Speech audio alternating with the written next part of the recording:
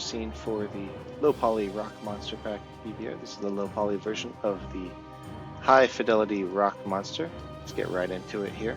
We've got some textures that are ready to drag and drop. These are materials you can just bring onto the model and they'll be ready to go.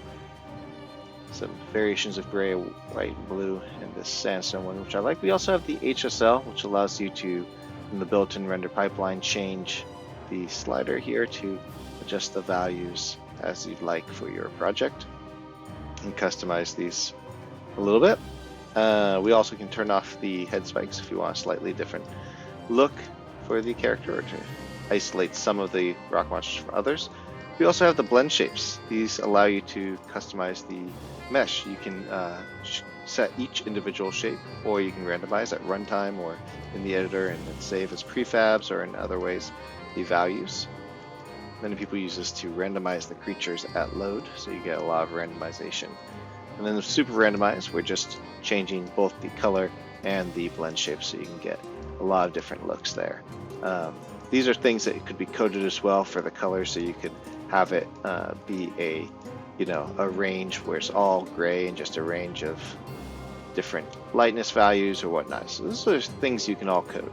Let's just go ahead and reset this back to the default and check out the animations. So we have our walk forward and our walk back animations, and of course the idle as well. Oops. And we have our attacks. These two attacks are just a swipe with the hand, and this one is a forward like that. Now the rock monster is kind of huge, so a 2-meter tall character would be about this height. We also have a block where you can just hold that, show that from a different angle. It's a looped middle, so you can hold it for as long as you want and just let go whenever you'd like. We also have a jump and a look left and right. And it just kind of looks to the side. It's almost like an idle break, could be used in other ways as well.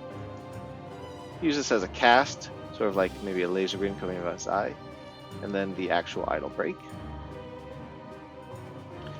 Similar to the death I'm about to show you, the idle to rubble has this creature go down into a pile of rocks like that.